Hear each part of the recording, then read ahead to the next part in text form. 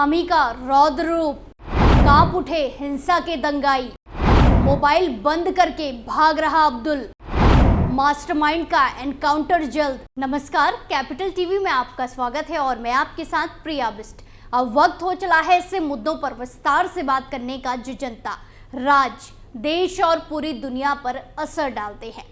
8 फरवरी को हल्द्वानी में वो हुआ जिसकी कभी किसी ने कल्पना भी नहीं की थी। हिंसा की आग में देवभूमि जलने लगी और देवभूमि में ये आग अचानक नहीं लगी, इसे योजना के तहत भड़काया गया और इस घिनौनी योजना में कई सारे लोग शामिल थे और इस योजना का मास्टरमाइंड रहा अब्दुल मलिक। लेकिन अब वो भागा भागा फिर रहा है और एक के बाद एक मुसीबतें उसे घेर रही है। सीएम धामी के निर्देश पर अब एक ऐसा एक्शन लिया गया है कि मलिक कांप उठे। तो चलिए धामी सरकार के तगड़े एक्शन पर विस्तार से बात करते हैं।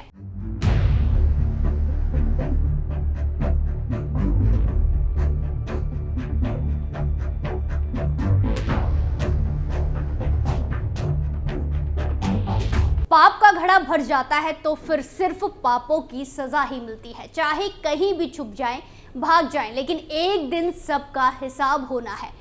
यही हो रहा है हल्द्वानी हिंसा के दंगाइयों के साथ। 8 फरवरी से पहले अब्दुल मलिक का नाम किसी ने ना सुना होगा और ना ही उसे कोई जानता होगा, लेकिन आज हल्द्वानी शहर भर में उसके बड़े बड़े पोस्टर लगे हैं वांटेड शब्द के साथ।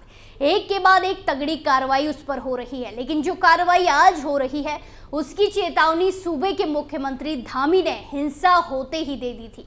लेकिन इसीलिए मदरसे और मस्जिद को गिराने के आदेश के खिलाफ लड़ने वाला अब्दुल मलिक भागा भागा फिर रहा है। जिसने भी कानून तोड़ने का काम किया है, कानून उसके साथ सख्ती से काम करेगा। हम दंगाइयों को नहीं बख्शेंगे। देवभूमि उत्तराखंड की शांति और सौहार्द बिगाड़ने वालों को किसी भी कीमत पर नहीं छोड़ा जाएगा। हम दंगाइयों पर इतनी सख्त कार्रवाई करेंगे कि ये कार्रवाई भविष्य के लिए मिसाल बन जाएगी। हिंसा के बाद से ही दंगाइयों पर एक के बाद एक तगड़े एक्शन लिए जा रहे हैं। अभी तक हिंसा के मामले में 74 दंगाइयों को गिरफ्तार कर लिया है। इस मामले में बीते दिन पुलिस ने 6 और दंगाइयों को गिरफ्तार किया है। ये वही उपद्रवी हैं जिन्होंने बनभुलपुरा थाने के पास मुखानी पुलिस थाने की गाड़ी को आग के हवाले कर दिया था। वहीं फरार चल रहे नामजद और अज्ञात उपद्रवियों की तलाश में पुलिस की टीमें लगातार छापेमारी कर रही हैं, दबिश दे रही है। फरार दंगाइयों में एक हिंसा का मास्टरमाइंड भी है, जिसके ऊपर एक के बाद एक तगड़ी कार्रवाई हो रही है। जहां आरोपी अब्दुल मलिक और उसका बेटा अब्दुल मोईद देश विदेश की सुरक्षा एजेंसियों की रडार पर भी चल रहा है, लेकिन घटना के 14 दिन बाद भी पुलिस आरोपियों को अभी तक गिरफ्तार नहीं कर पाई है। पुलिस को आशंका है कि ये आरोपी विदेश भाग सकते हैं, जिसके चलते मास्टरमाइंड वांटेड अब्दुल मलिक और उसके बेटे मोईद के पोस्टर नेपाल बॉर्डर पर भी चस्पा कर दिए हैं। नेपाल में दाखिल होने के कई ऐसे रास्ते हैं जिन्हें तस्कर आपराधिक तत्व आवाजाही के लिए इस्तेमाल करते हैं। ऐसे में सीमा पर भारत और नेपाल की तरफ से सख्ती कर दी गई है। नेपाल सीमा पर पुलिस ने डेरा डाल दिया है और वहीं आपको बता दें कि लुकआउट सर्कुलर जारी होने के बाद भारत और नेपाल की सुरक्षा एजेंसियां भी फरार चल रहे मलिक और उसके बेटे की जानकारी जुटा रही है। पहले भी कई आरोपी उत्तराखंड से लगी सीमा से नेपाल भाग चुके हैं। बता दें कि उत्तराखंड के चंपावत जिले में बनबसा से लेकर पिथौरागढ़ के धारचूला तक सैकड़ों चोर रास्ते, धारचूला, झूलाघाट, चंपावत और बसा आदि में ऐसे तमाम रास्ते हैं जिनका इस्तेमाल तस्कर और आपराधिक तत्व करते हैं। वहीं धारचूला की ओर से नेपाल में प्रवेश करने को आपराधिक तत्व काली नदी को ट्यूब और रस्सी के सहारे भी पार करते हैं। चंपावत जिले के पंचवेश्वर से नेपाल के रास्ते हैं। टनकपुर और रूपाली घाट से शुरू होने वाली टनकपुर जौलजीबी सड़क नेपाल बॉर्डर तक पहुंचती है। इस लंबी सड़क की निगरानी भी आसान नहीं है। ये सड़क काली नदी के किनारे से गुजरती है। इसके अलावा पूर्णागिरी की ओर से भी नेपाल तक पहुंचने का एक रास्ता है। बॉर्डर पर अतिरिक्त फोर्स तैनात कर दबिश दी जा रही है। वांटेड मलिक और उसके बेटे मोईद की गिरफ्तारी को पुलिस हर ओर जाल बिछा रही है। उनकी गिरफ्तारी के लिए पुलिस ने सड़क, हवाई और जल मार्ग पर मुखबिर तंत्र का जाल बिछा रखा है। आसपास के हर जिले और हर राज्य की पुलिस को दोनों वांछित आरोपियों की गिरफ्तारी के लिए सर्कुलर जारी कर अलर्ट किया गया है। उधर गृह मंत्रालय लुकआउट नोटिस जारी कर दोनों आरोपियों के अन्य देशों में जाने के रास्ते पहले ही बंद कर चुका है। वहीं वांटेड चल रहे अब्दुल मलिक की सोच किसी साम्राज्यवादी सोच से कम नहीं है।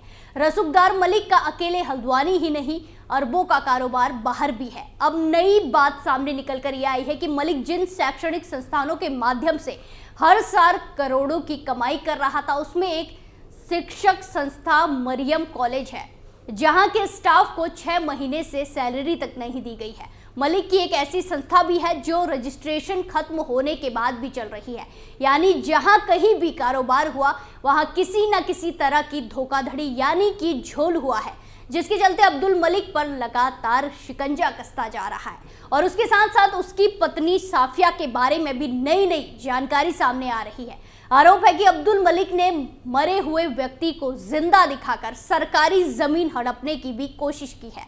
अब्दुल के साथ उसकी पत्नी के कारनामे भी सामने आने लगे हैं। नगर निगम ने कोतवाली में अब्दुल मलिक के खिलाफ मामला दर्ज कराया है, जिसके अनुसार 1988 में मृत एक व्यक्ति को मलिक और उसकी पत्नी ने जिंदा दिखाया और एक अन्य 4 लोगों के साथ मिलकर 13 बीघा सरकारी जमीन हड़पने की कोशिश की। इसका खुलासा नगर निगम की जांच के बाद हुआ है। नगर निगम आयुक्त पंकज उपाध्याय ने मीडिया से कहा कि हाईकोर्ट में दायर एक याचिका को जवाब तैयार करने के दौरान कई तथ्य सामने आए थे। जांच में सामने आया है कि 1988 में मृतक नबी रजा खां के नाम से सरकारी नियंत्रण वाली जमीन को फ्री होल्ड करने के लिए आवेदन दिया गया।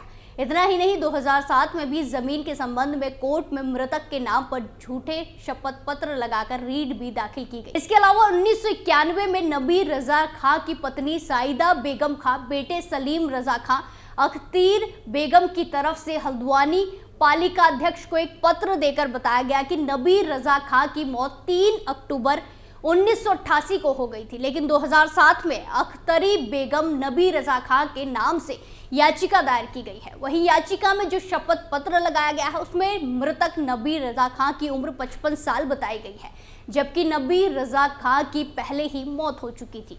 मामले में नगर आयुक्त उपाध्याय ने कहा कि अब्दुल मलिक की पत्नी साफिया मलिक ने याचिका में कहा है कि लीज होल्डर मृतक नबी रजा खां ने दान नाम के जरिए उनके दिवंगत पति हनीफ खां से 1994 में ये जमीन ली थी। इससे साफ पता चलता है कि मलिक ने 1988 में मृतक शख्स के नाम का उपयोग कर सरकारी जमीन को हड़पने की कोशिश की है। उसने जमीन को खुर्द बुर्द करने की कोशिश की। इस मामले में अब्दुल मलिक, उसकी पत्नी साफिया मलिक के साथ साथ 6 लोगों ने जमीन को हड़पने के लिए साजिश रची थी। ये 13 बीघा जमीन नबी रजा खां को बाग के लिए लीज पर दी गई थी। दूसरी तरफ हल्द्वानी में एक पेट्रोल पंप में मलिक की हिस्सेदारी की जांच भी की जा रही है। आशंका है कि इसी पंप से पेट्रोल बम बनाने के लिए तेल दिया गया था। वहीं अब्दुल मलिक की गिरफ्तारी के लिए पुलिस की 6 टीमें लगाई गई हैं। जल्द अब्दुल मलिक को गिरफ्तार कर लिया जाएगा या फिर वो एनकाउंटर में ढेर हो जाएगा। वहीं आपको बता दें कि हल्द्वानी बनबुलपुरा हिंसा में 20 फरवरी तक पुलिस ने 68 उपद्रवियों को गिरफ्तार कर लिया था।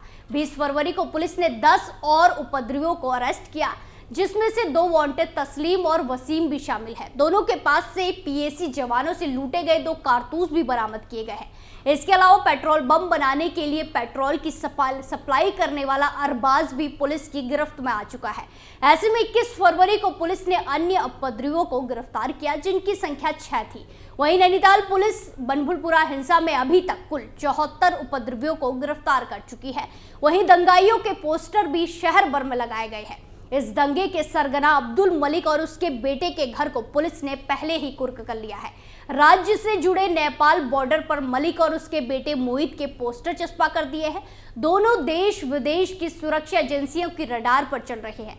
बॉर्डर पर नजर बनाए हुए स्थानीय स्तर पर भी पुलिस टीमें लगातार दोनों की गिरफ्तारी के लिए दबिश दे रही है। स्पेशल स्टोरी में आज के लिए इतना ही। फिर पेश होंगे नए मुद्दे के साथ। बाकी तमाम खबरों के लिए देखते रहिए कैपिटल टीवी उत्तर प्रदेश। नमस्कार।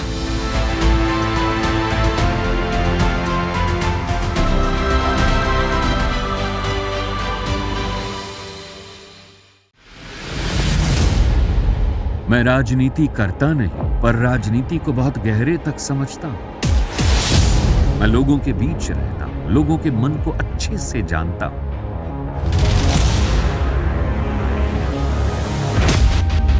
पब्लिक और पॉलिटिक्स की हर नब्ज को खूब पहचानता हूं। संघर्ष की सियासत से सत्ता के सिंहासन तक मैं हर खबर से खरा सच निकालता हूं। न कोई दौड़, न कोई race. Capital TV, Uttar Pradesh.